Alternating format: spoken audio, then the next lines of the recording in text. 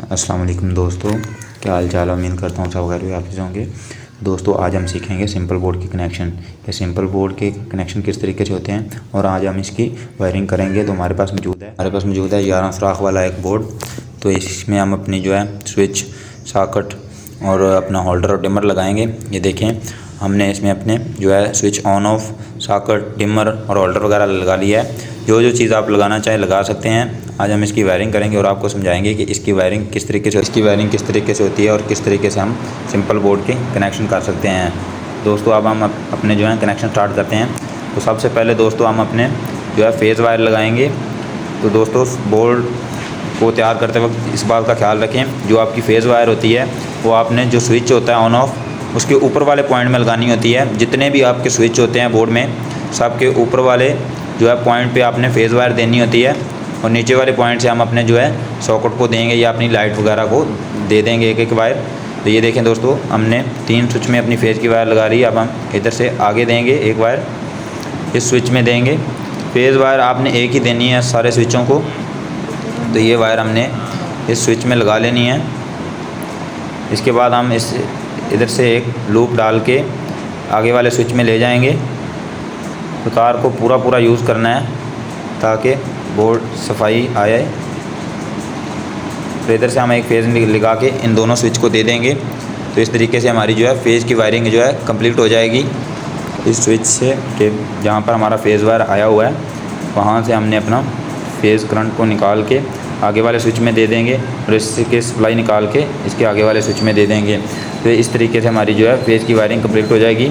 और फिर हम दूसरी वायरिंग, ये देखें, हमने इधर से जो है अपने स्विच को सप्लाई दे दी है। अब हमारा एक स्विच बचा है, हम इधर से लूप डालकर आगे वाले स्विच को भी सप्लाई दे देंगे। तो दोस्तों इस वीडियो को देखने बाद आप किसी तरीके का भी जो है बोर्ड रेडी कर सकते हैं, तैयार कर सकते हैं, अपने आप खुद घर बैठे वायरिंग कर सकते हैं। तो ये देखें, हमने जो अपनी फेज़ की वायरिंग है वो कंप्लीट कर।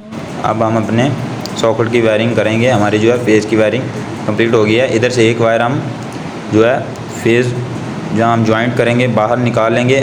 अगर आप जॉइंट नहीं करना चाहते तो यहाँ पर आप अपनी जो फेज़ की वायर होगी वो लगा सकते हैं। तो इस तरीके से आपके जो स्विच हैं इनको सप्लाई सबको पहुँच जाएगी और आपका जो फेज़ वायर की वायरिंग कंप्लीट हो जाएगी। दोस्तों आगे अब हम न्यूट्रल की वायरिंग स्टार्ट करते हैं सॉकेट के साथ। अब हम अपनी फेज़ वायर की वायरिंग तो हमने कंप्लीट कर लिया। अब अपनी सॉकेट को लगा लेते हैं, फिर न्यूट्रल लगा लेते हैं। ये देखें, सॉकेट की जो ऊपर वाली साइड होती है वहाँ पर आपने न्यूट्रल लगानी होती है। जितनी भी सॉकेट हो सबके ऊपर वाली साइड, ऊपर वाले पॉइंट पे आपने अपनी न्यूट्रल यूज़ करनी है। तो ये देखें, इधर से हमने अपने दूसरी सॉकेट, 2 सॉकेट, 3 सॉकेट हमारे पास और एक होल्डर है। हम सबको एक एक जो है न्यूट्रल लगाएंगे। तो ये देखें, इधर से हम इधर सॉकेट में न्यूट्रल लगा दी है। अब इधर से एक लूप डालकर हम अपनी आगे वाली सॉकेट में ले जाएंगे।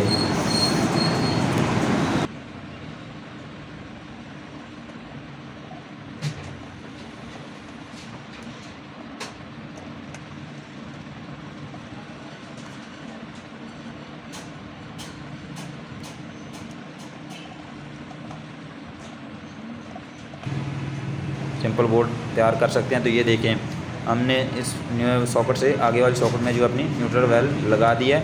इधर से अब हम निकाल कर अपने होल्डर में एक वायर लगा देंगे न्यूट्रल की। तो ये देखें दोस्तों, हमारी जो है न्यूट्रल की वायरिंग कंप्लीट हो गई है। हमने तीनों सॉकेटों और होल्डर को न्यूट्रल वायर देकर अपनी एक वायर बाहर निकाल ली है, जिसको हम ज्वाइंट करेंगे। तो अब हमारी न्यूट्रल फेज़ की वायरिंग कंप्लीट हो गई है। अब हम जो जो चीज़ें अपने स्विच से चलाना चाहते हैं उनके कनेक्शन करेंगे। जैसा कि हम अपने सॉकेट को स्विच पर करना चाहते हैं। तो ये देखें, इधर नीचे वाले पॉइंट से हमने उठा के जो सॉकेट का नीचे वाले पॉइंट है वहाँ पर एक वायर लगा देंगे। जो दरमियान आपके खाली पॉइंट हो गए उधर आप लाइट, पंखा वगैरह कोई चीज़ भी लगा सकते हैं। दोस्तों वीडियो को पूरा देखें। ये देखें, हमने अपने स्विच से अपनी सॉकेट में एक वायर को लगा देना है। ये देखें, हमने स्विच से सॉकेट का कनेक्शन जो है कर दिया है। जैसे ही आप स्विच को दबाएँ है, अब हम एक दूसरी सॉकेट को भी इसी तरीके से कनेक्शन कर देंगे जैसा कि सेम इसी सॉकेट का किया है। अपने स्विच से एक वायर को निकालेंगे और सॉकेट के नीचे वाले पॉइंट में लगा देंगे। तो इस तरीके हमारी जो है 2 सॉकेट की वायरिंग कंप्लीट हो जाएगी।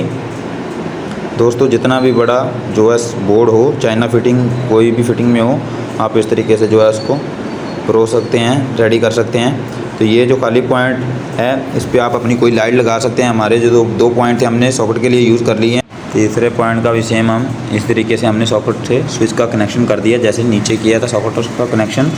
तो दोस्तों अब हमारा डिमर रहता है, अब हम डिमर के कनेक्शन करेंगे। तो दोस्तों देखिए डिमर के कनेक्शन किस तरीके से होते हैं। तो ये जो हमारा स्विच है, सबसे पहले हम इसको इधर से कंट्रोल करेंगे। एक वायर हम डिमर में लगाकर अपने स्विच में लगा देंगे, ऑन ऑफ स्विच में। और जो पंखे की 2 वायर होती हैं, एक वायर आप इधर लगाएंगे, एक वायर आप न्यूट्रल के साथ अटैच कर देंगे, तो जो है आपका पंखा डिमर पे हो जाएगा। तो ये जो डिमर से हमने वायर ली है ये अब हम अपने स्विच में लगा दिया हमने, और अच्छी तरह से इसको टाइट कर देना है। टाइट करने के बाद अब हमारा जो बचा है ये हमने फेज़ वायर डिमर में लगा दिया आपके सामने। और ये दूसरा पॉइंट है, यहाँ पर हम पंखे की एक तार लगाएंगे और यहाँ एक तार न्यूट्रल पर लगा देंगे, तो हमारा जो है पंखा डिमर पर चलना शुरू हो जाएगा। तो दोस्तों अब हमारा बचा है होल्डर।